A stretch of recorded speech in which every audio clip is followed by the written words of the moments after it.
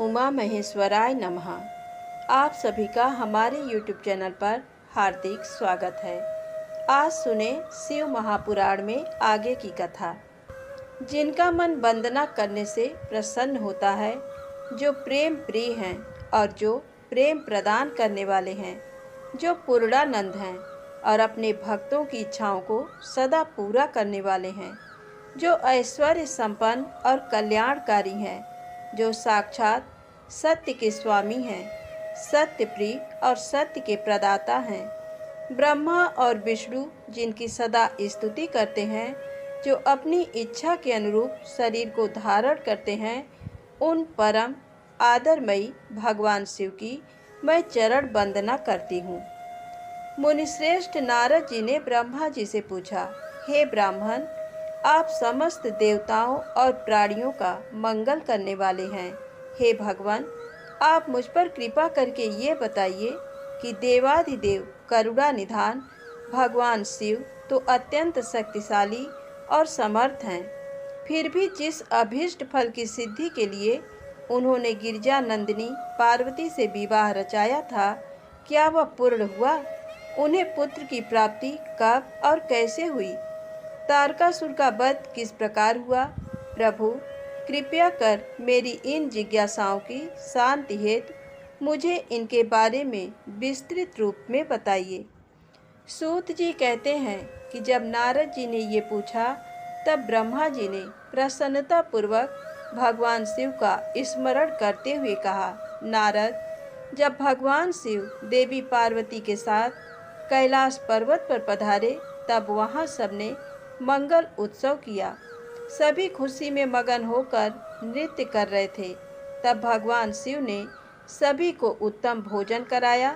तब सब देवताओं और मुनिगणों ने उनसे विदा लेकर अपने अपने धाम की ओर प्रस्थान किया। सब देवताओं के कैलाश पर्वत से चले जाने के पश्चात भगवान शिव अपनी प्रिया पार्वती को साथ लेकर अत्यंत मनोहर, दिव्य और निर्जन स्थान पर चले गए और वहीं सहस्रों वर्षों तक पार्वती जी के साथ विहार करते रहे। इस प्रकार भगवान शिव ने इतने अधिक समय को क्षण भर के समान व्यतीत कर दिया। इस प्रकार समय तीव्र गति से व्यतीत होता जा रहा था। भगवान शिव का पुत्र अब तक उत्पन्न नहीं हुआ था।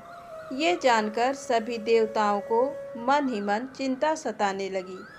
तब देवराज इंद्र ने एक सभा करने का विचार किया और उन्होंने सभी देवताओं को सुमेरु पर्वत पर आमंत्रित किया। उस सभा में सब देवता इस बात पर विचार करने लगे कि इतना समय व्यतीत हो जाने पर भी अब तक शिव जी ने पुत्र क्यों नहीं उत्पन्न किया। वे सोचने लगे कि शिव जी अब क्यों विलंब कर रहे हैं। उस समय मुझ ब्रह्मा को लेकर सब देवता भगवान श्री हरि विष्णु के पास गए और कहने लगे कि हे हरे, भगवान शिव हजारों वर्षों से रति क्रीड़ा कर रहे हैं। उनका पार्वती जी के साथ विहार अब भी जारी है, परंतु अब तक किसी शुभ समाचार की प्राप्ति नहीं हुई। तब भगवान श्री हरि विष्णु मुस्कुराए और बोले, हे देवताओं, आप इस विषय में इतनी चिंता मत कीजिए। शिव जी स्वयं अपनी इच्छा अनुसार इस स्थिति से विरत हो जाएंगे। वैसे भी हमारे शास्त्रों में इस बात का उल्लेख है कि जो व्यक्ति स्त्री पुरुष का वियोग कराता है, उसे हर जन्म में इस वियोग को स्वयं भी भोगना पड़ता है। अतः अभी कुछ भी नहीं करना चाहिए। कुछ समय और व्यतीत हो जाने दो। अभी हमें सिर्फ प्रतीक्षा करनी होगी। कुछ देर सोचने के पश्चात श्री हरि ने पुनः कहा, 1000 वर्ष बीत जाने पर आप सब लोग शिव जी के पास जाना तथा कोई युक्ति लगाकर ऐसा उपाय करना कि उनका शक्तिपात किसी भी प्रकार से हो जाए। उसी शक्ति से हमें उनके पुत्र की प्राप्ति हो सकती है। परंतु इस समय आप सब देवता अपने अपने धाम को चले जाएं। भगवान शिव को अपनी पत्नी पार्वती के साथ आनंद पूर्वक विहार करने दें। सब देवताओं को समझाकर श्री हरि बैकुंठ धाम को चले गए। श्री हरि के चले जाने के उपरांत सब देवताओं ने अपनी चिंता त्याग दी और प्रसन्नतापूर्वक अपने अपने धाम चले गए। समय अपनी गति से बीतता गया, परंतु शिव जी का पुत्र नहीं हुआ। तारकासुर का भय और आतंक का साया दिन पर दिन और बढ़ने लगा। देवताओं सहित ऋषि मुनियों और साधारण मनुष्यों का जीवन उसने दूभर कर दिया था।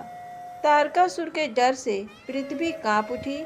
तब श्री विष्णु जी ने सब देवताओं को बुलाया और भगवान शिव के पास चलने के लिए कहा। तब सब देवताओं को साथ लेकर भगवान श्रीहरि और मैं भगवान शिव से भेंट करने के लिए कैलाश पर्वत पर पहुँचे, परंतु भगवान शिव कैलाश पर्वत पर नहीं थे। उनके गणों से जब हमने महादेव जी के विषय में पूछा तो उन्होंने बताया कि भगवान शिव माता पार्वती के पास उनके मंदिर में गए हैं। तब श्री हरि ने शिवगणों से उनका पता पूछा। तत्पश्चात हम सब उस स्थान पर पहुँचे जहाँ त्रिलोकीनाथ भगवान शिव अपनी प्रिया के साथ निवास कर रहे थे।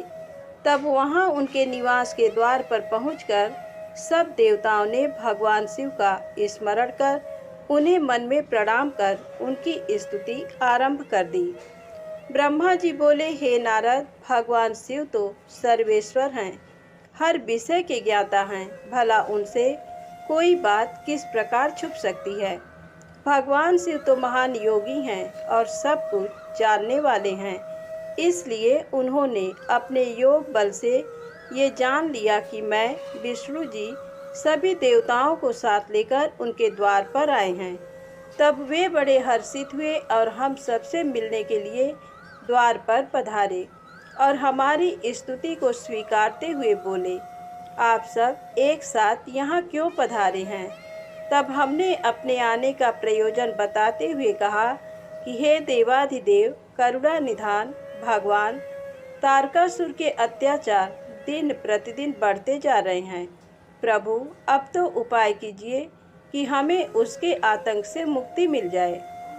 देवताओं के इन वचनों को सुनकर भगवान शिव दुखी हो गए और कुछ देर तक चुपचाप कुछ सोचने के बाद बोले, हे देवताओं, आपके दुखों को मैं समझ रहा हूँ, परंतु मेरे लिए एक कठिन समस्या है कि मेरे द्वारा किए गए शक्तिपात को कौन धारण कर सकता है।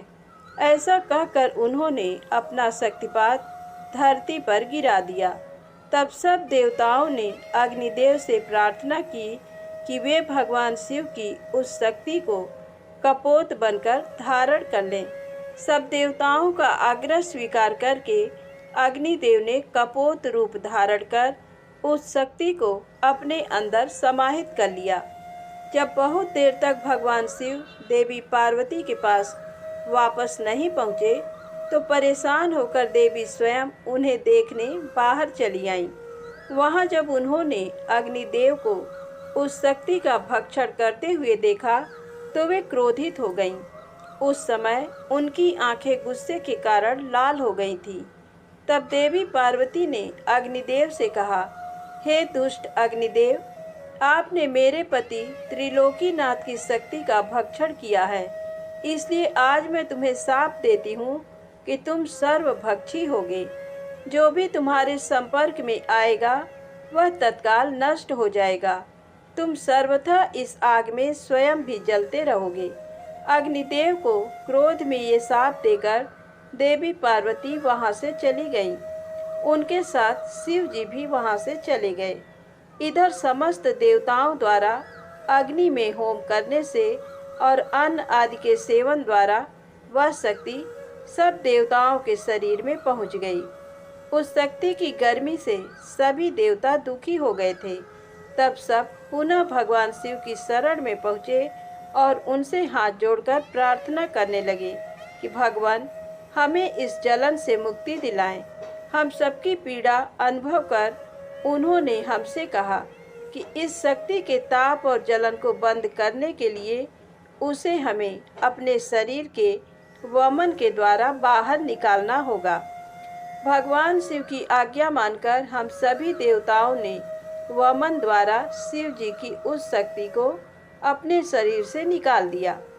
उसके निकलते ही सबने संतोष की सांस ली और महादेव जी की स्तुति करके उन्हें धन्यवाद दिया, परंतु अग्निदेव की पीड़ा किसी भी प्रकार कम नहीं हो रही थी। उनका हृदय जल रहा था। तब मैंने अग्निदेव को भगवान शिव की शरण में जाने की सलाह दी। मेरी बात मानकर अग्निदेवता ने भक्त वत्सल भगवान शिव की बहुत स्तुति की। तब शिव जी प्रसन्न हुए और बोले, कहिए अग्निदेव, आप क्या कहना चाहते हैं।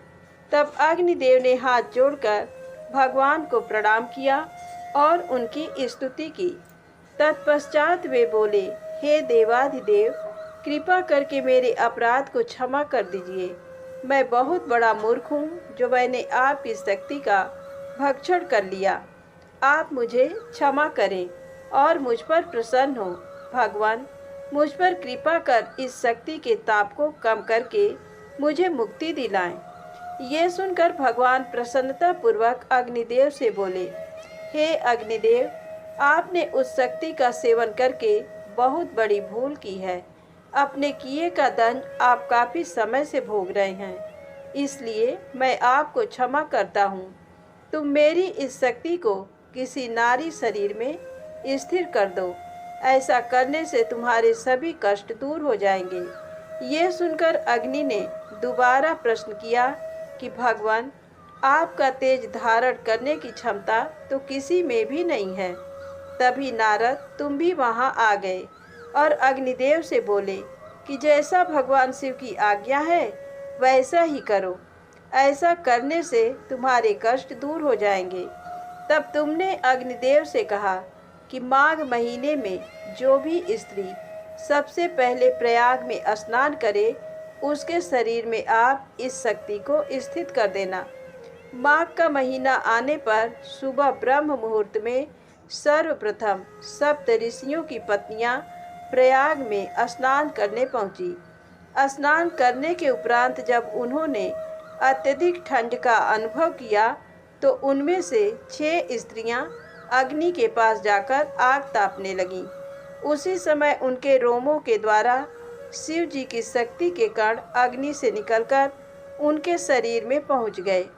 तब अग्निदेव को जलन की पीड़ा से मुक्ति मिल गई। समयानुसार वे 6 ऋषि पत्नियां गर्भवती हो गईं। उनके पतियों ने उन्हें व्यभिचारी समझकर उनका त्याग कर दिया। तब वे सब हिमालय पर्वत पर जाकर तपस्या करने लगी। वहीं उस पर्वत पर उन्होंने कई भागों में मानव अंगों को जन्म दिया, परंतु वह पर्वत उनके भार को सहन नहीं कर सका और उसने उन्हें गंगा जी में गिरा दिया। गंगा जी ने उन्हें जोड़ दिया, पर वे उस बालक के तेज को सहन नहीं कर सकी और उसे अपनी तरंगों से बहाकर सरकंडे के वन के निकट छोड़ दिया। वह तेजस्वी बालक मार्गशीर्ष में शुक्ल षष्ठी के दिन पृथ्वी पर उत्पन्न हुआ। उसके पृथ्वी पर आते ही सभी को आनंद की अनुभूति हुई। आकाश में दुंदुभियां बजने लगी और फूलों की वर्षा होने लगी। नारद जी बोले, हे ब्रह्मा जी, जब वह बालक पृथ्वी पर अवतरित हो गया तब वहाँ क्या और कैसे हुआ। तब नारद जी का प्रश्न सुनकर ब्रह्मा जी बोले, हे नारद, जब गंगा जी द्वारा उस तेजस्वी बालक को लहरों द्वारा बहाकर सरकंडे के वन के पास छोड़ दिया गया, तभी वहाँ मुनि विश्वामित्र पधारे। उस बालक का देदीप्यमान मुख देखकर विश्वामित्र दंग रह गए। वह बालक दिव्य तेज से प्रकाशित हो रहा था। उसे बड़ा प्रतापी और बलशाली जानकर मुनि विश्वामित्र ने उसे नमस्कार किया और उसकी स्तुति करने लगे। तत्पश्चात मुनि बोले कि भगवान शिव की इच्छा से ही तुम यहाँ प्रकट हुए हो। शिव तो सर्वेश्वर हैं, वे ही परब्रह्म परमात्मा हैं। इस संसार का हर प्राणी, हर जीव उनकी आज्ञा का ही पालन करता है। तब मुनि विश्वामित्र के ऐसे वचन सुनकर वह बालक बोला, हे महाज्ञानी प्रकांड पंडित मुनि विश्वामित्र, मेरे इस स्थान पर आने के बाद सर्वप्रथम आप ही यहाँ पधारे हैं। निश्चय ही आपका यहाँ आना भगवान शिव की प्रेरणा से ही प्रेरित है, इसलिए आप ही विधि विधान के अनुसार मेरा नामकरण संस्कार कीजिए। आज से आप ही मेरे पुरोहित हैं और मेरे द्वारा पूज्य हैं। मेरे द्वारा पूज्य होने के कारण आप इस जगत में विख्यात और पूज्य होंगे। उस बालक के ऐसे वचन सुनकर मुनि विश्वामित्र आश्चर्यचकित होकर उस बालक से पूछने लगे कि हे बालक, आप कौन हैं? अपने विषय में मुझे बताइए। तब उनकी बात सुनकर वह बालक बोला, हे विश्वामित्र, अब आप ब्रह्मर्षि हो गए हैं। मेरे विषय में जानने से पूर्व आप मेरा संस्कार कीजिए। तब मुनि विश्वामित्र ने उस अद्भुत बालक का नामकरण संस्कार किया और उसका नाम कार्तिकेय रखा। गुरु दक्षिणा के रूप में उसने मुनि को दिव्य ज्ञान प्रदान किया। तब मैंने स्वयं वहां जाकर उस बालक को गोद में लिया और उसे चूमा। तत्पश्चात मैंने उसे शक्तियां और शस्त्र प्रदान किए। उन अद्भुत शक्तियों को प्राप्त कर वह बालक बहुत प्रसन्न हुआ और तुरंत ही पहाड़ पर चढ़ गया। पहाड़ पर चढ़कर वह उसके शिखरों को गिराने लगा तथा वहां की संपदा नष्ट करने लगा। ये देखकर उस स्थान पर निवास करने वाले राक्षस उस बालक को मारने के लिए दौड़े। उन भयंकर राक्षसों से बिना भयभीत हुए उसने उन सबको भगा दिया। उनके भयंकर युद्ध से पूरा त्रिलोक कांपने लगा। त्रिलोक को भयभीत होता देखकर सब देवता वहां पहुंचे। देवराज इंद्र ने क्रोध में आकर उस बालक पर प्रहार किया। इस प्रहार के फलस्वरूप उस बालक के शरीर से विशाख नाम का दूसरा पुरुष पैदा हो गया। उन्होंने उस बालक पर एक और प्रहार किया तो नेगम नाम का एक और महाबली पुरुष पैदा हो गया। इस प्रकार इंद्र के प्रहारों से 4 स्कंद पैदा हुए जो बहुत वीर और बलवान थे। तब क्रोधित होकर ये चारों स्कंद एक साथ मिलकर स्वर्ग के राजा इंद्र को मारने के लिए दौड़े। ये देखकर इंद्र घबराकर अपनी जान बचाने के लिए कहीं दूर जाकर छिप गए। उनको ढूंढते ढूंढते वह बालक उनके धाम स्वर्ग में पहुंच गया। उस समय जब वह बालक स्वर्ग पहुंचकर देवराज इंद्र को ढूंढ रहा था, एक सुंदर सरोवर में 6 कृत्याएं स्नान कर रही थी। उस सुंदर सलोने बालक को देखकर वह उसे प्यार करने और गोद में खिलाने के लिए दौड़ी और उसे पकड़कर ले आई। तब उन कृतिकाओं ने उस नन्हे बालक को बहुत प्यार किया और तब वे आपस में उसे दूध पिलाने के लिए लड़ने लगी। तब उस बालक ने 6 मुख धारण करके सब माताओं का स्तनपान किया। तब वे प्रसन्नता पूर्वक उस बालक को अपने साथ अपने लोक में ले गईं और उसका लालन पालन करने लगी।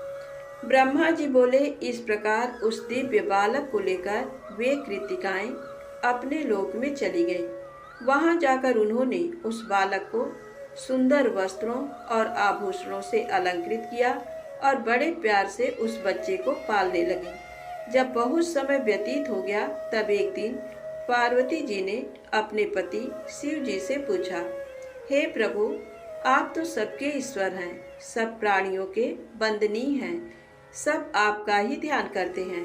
भगवान, मैं आपसे एक बात पूछना चाहती हूँ। तब त्रिलोकीनाथ भगवान शिव ने मुस्कुरा कर कहा, देवी पूछो, क्या पूछना चाहती हो। तब देवी पार्वती ने कहा, प्रभु, आपकी शक्ति जो पृथ्वी पर गिरी थी वह कहाँ गई। देवी पार्वती के इन वचनों को सुनकर शिव जी ने विष्णु जी, मेरा और सब देवताओं और मुनियों का स्मरण किया। ये ज्ञात होते ही कि भगवान शिव ने हमें बुलाया है, हम सभी तुरंत कैलाश पर्वत पर चले गए। वहां पहुंचकर हमने महादेव जी और देवी पार्वती को हाथ जोड़कर नमस्कार किया और उनकी स्तुति की। तब भगवान शिव बोले, हे देवताओं, मुझे ये बताइए कि मेरी वह अमोघ शक्ति कहाँ है। शीघ्र बताओ, अन्यथा मैं तुम्हें इसके लिए दंड दूंगा। भगवान शिव के ये वचन सुनकर सभी देवता भय से कांपने लगे। तब उन्होंने जैसे जैसे वह शक्ति जहाँ जहाँ गई थी वह सभी बातें शिव पार्वती को विस्तार सहित बताई।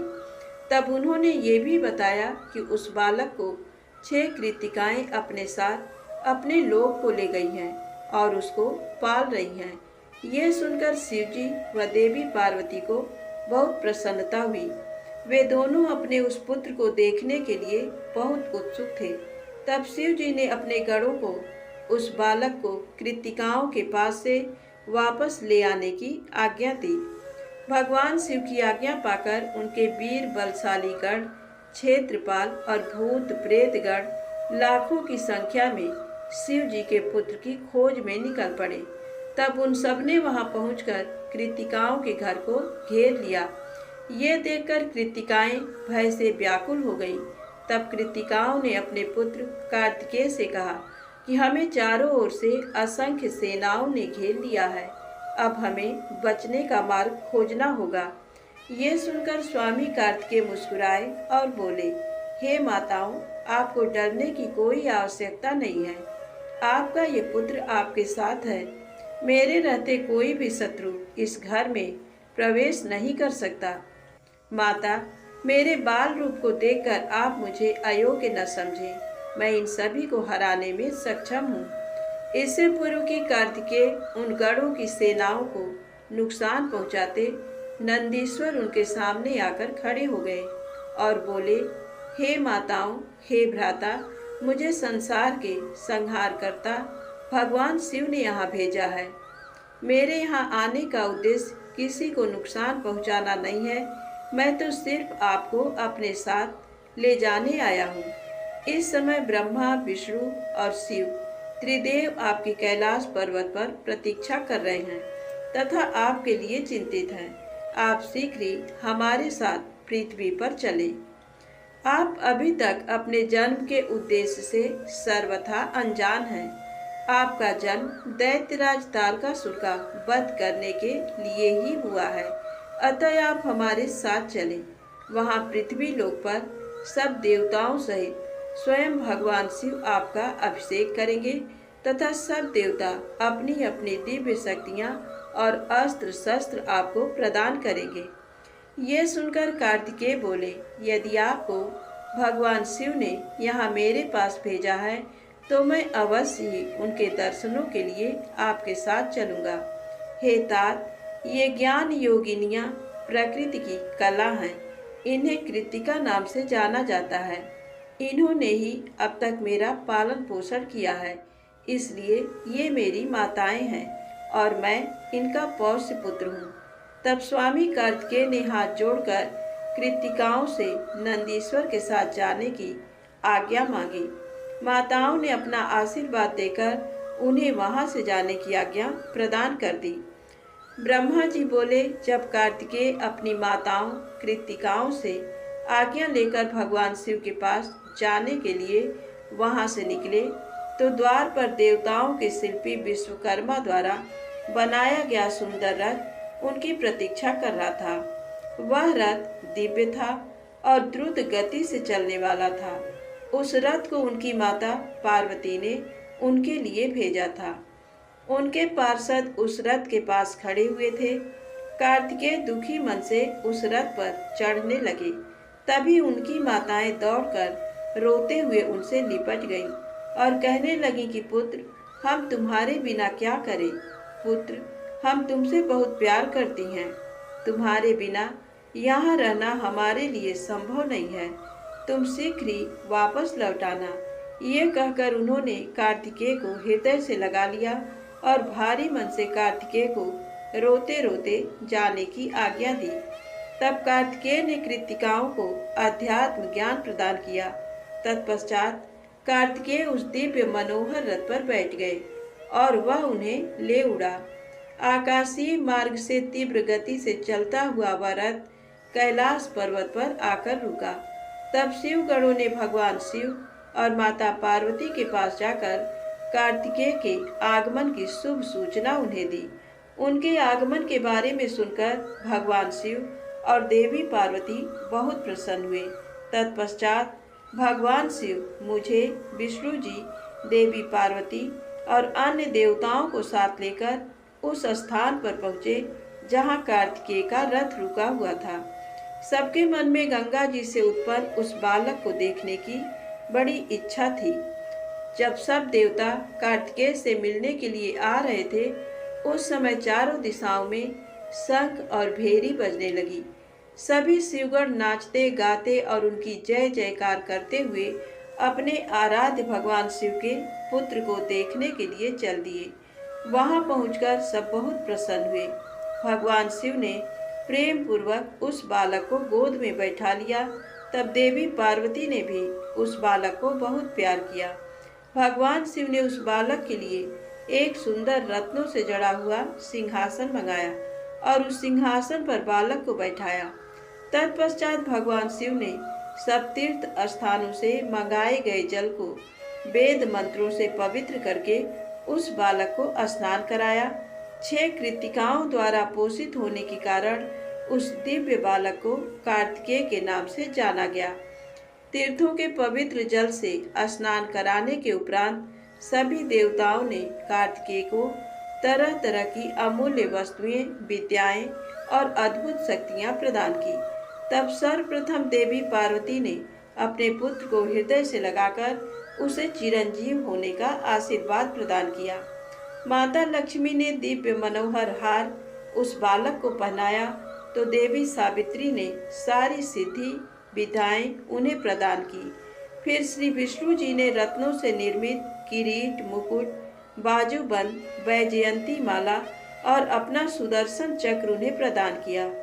भगवान शिव ने प्रसन्नता पूर्वक अपने पुत्र कार्तिकेय को शूल, पिनाक, फरसा, शक्ति, पाशुपास्त्र, बाण, संहारास्त्र आदि परम दिव्य वस्तुएं प्रदान की।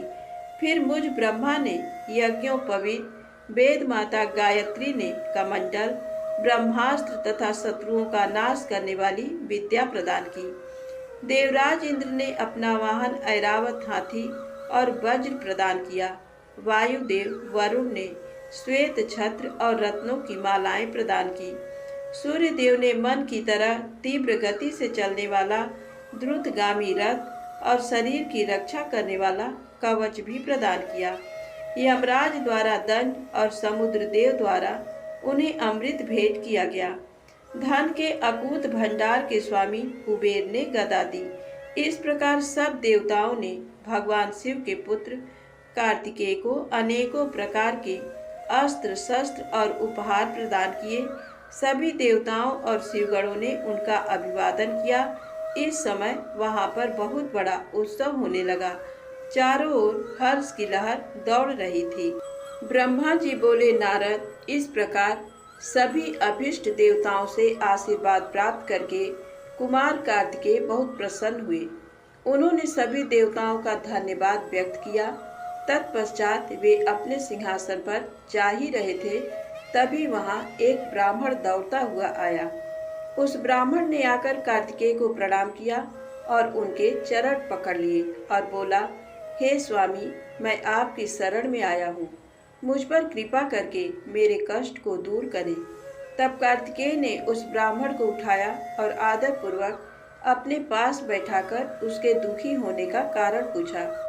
तब वह ब्राह्मण बोला, हे भगवान, मैं अश्वमेध यज्ञ कर रहा हूँ, परंतु आज मेरा घोड़ा अपने बंधनों को तोड़कर कहीं चला गया है। हे प्रभु, मुझ पर कृपा करें और मेरे घोड़े को यथाशीघ्र ढूंढ दें, अन्यथा मेरा यज्ञ भंग हो जाएगा। ये कहकर वह ब्राह्मण पुनः कार्तिकेय के चरणों को पकड़कर रोने गिड़गिड़ाने लगा। वह रोते रोते बोला, आप पूरे ब्रह्मांड के स्वामी हैं, आप सबकी सेवा करने को सदा तत्पर रहते हैं, आप सब देवताओं के स्वामी हैं और त्रिलोकीनाथ भगवान शिव के पुत्र हैं। इस प्रकार उस ब्राह्मण द्वारा की गई स्तुति को सुनकर कुमार कार्तिकेय बहुत प्रसन्न हुए। तब उन्होंने अपने वीर बलशाली प्रमुख गण वीरबाहु को बुलाकर उस घोड़े को जल्दी से जल्दी ढूंढ लाने की आज्ञा प्रदान की तथा यज्ञ को विधि विधान के अनुसार पूर्ण कराने के लिए कहा। तब वीरबाहु ने कार्तिकेय को प्रणाम किया और ब्राह्मण के घोड़े को ढूंढने के लिए निकल पड़ा। उसने पृथ्वी लोक पर हर जगह उस घोड़े को ढूंढा, जिस व्यक्ति ने जो भी जानकारी दी उसके अनुसार वीरबाहु ने हर जगह उसकी तलाश की, परंतु वह असफल रहा। तब वह उस घोड़े की तलाश करने के लिए भगवान श्री हरि विष्णु के लोक वैकुंठ धाम गया। वहां जाकर वीरबाहु ने देखा कि एक घोड़े ने विष्णु लोक में बहुत आतंक मचा रखा था। वह घोड़ा खूब उपद्रव कर रहा था। कुमार कार्तिकेय के उस गण वीरबाहु ने तुरंत उस घोड़े को बंधक बना लिया और उसे पकड़कर अपने स्वामी कार्तिकेय के पास ले आया। तब स्वामी कार्तिकेय पूरे संसार का भार लेकर उस घोड़े पर चढ़कर बैठ गए और उस घोड़े को पूरे त्रिलोक की परिक्रमा करने का आदेश प्रदान किया। वह अद्भुत घोड़ा एक ही पल में तीनों लोकों की परिक्रमा करके लौट आया। तब कुमार कार्तिकेय उस घोड़े से उतरकर पुनः अपने आसन पर बैठ गए। तब वह ब्राह्मण हाथ जोड़कर कार्तिकेय का धन्यवाद करने लगा और उनसे बोला कि प्रभु, आप ये घोड़ा मुझे सौंप दीजिए ताकि मैं अपना यज्ञ पूर्ण कर सकूं। तब कार्तिकेय मुस्कुराए और बोले, हे ब्राह्मण, ये घोड़ा उत्तम है और ये वध के योग्य नहीं है, इसलिए आप इसे अपने साथ ले जाने के लिए न कहें। मैं आपके यज्ञ को पूर्ण होने का वरदान देता हूँ। मेरे आशीर्वाद से आपका यज्ञ अवश्य सफल होगा। ब्रह्मा जी बोले, हे नारद, अपने पुत्र कार्तिकेय का अद्भुत पराक्रम देखकर भगवान शिव और देवी पार्वती बहुत प्रसन्न हुए।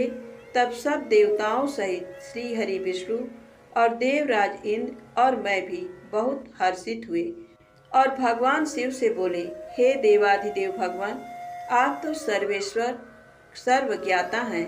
संसार की सब घटनाएं आपकी इच्छा से ही घटती है।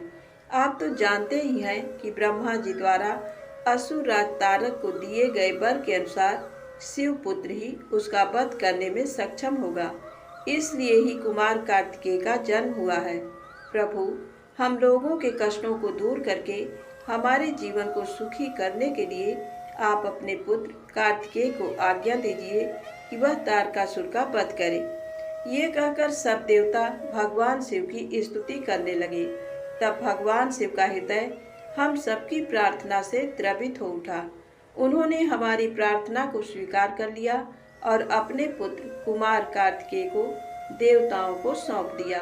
तब भगवान शिव ने अपने पुत्र कार्तिकेय को ये आज्ञा दी कि देवताओं की विशाल सेना का नेतृत्व करें और देवताओं के दुखों और संकटों को दूर करने के लिए तारकासुर का वध करें। अपने पिता भगवान शिव की ये आज्ञा पाकर स्वामी कार्तिकेय बहुत प्रसन्न हुए। तब उन्होंने हाथ जोड़कर अपनी माता पार्वती और पिता महादेव जी को प्रणाम किया और कहा कि हे माता, हे पिता, आप मुझे विजयी होने का आशीर्वाद प्रदान करें। ये सुनकर भगवान शिव मुस्कुराए और बोले, कुमार, निश्चय ही तुम अपने इस प्रथम युद्ध में अपने घोर शत्रु तारकासुर का वध करके विजयी होगे। हमारा आशीर्वाद सदैव तुम्हारे साथ है।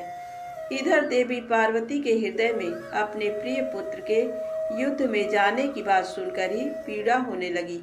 वात्सल्य के कारण उनकी आंखों में आंसू आ गए थे। वे बहुत दुखी हुई और कहने लगी, हे नाथ, हे देवाधिदेव, मेरा पुत्र कार्तिकेय अभी बहुत छोटा है और वह तारकासुर महाबलशाली और शक्तिशाली है। उस दुष्ट ने अपनी दुष्टता से सभी देवताओं को भी परास्त कर दिया है।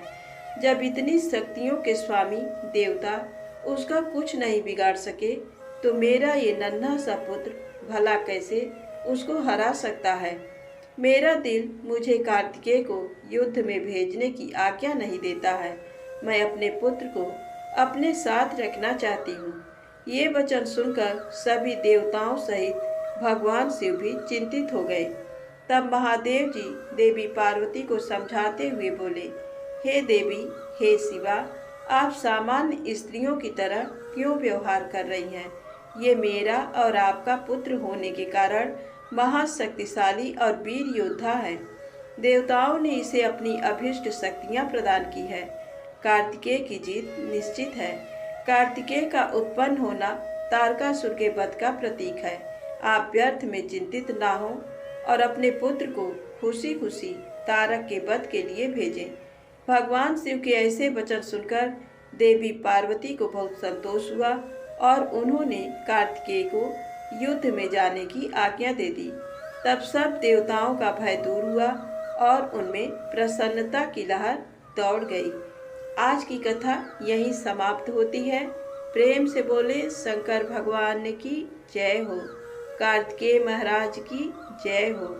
यदि आपको वीडियो पसंद आए तो प्लीज़ लाइक अवश्य करें और चैनल को सब्सक्राइब करें, ज़्यादा से ज़्यादा शेयर करें। जय माता दी, जय भोलेनाथ।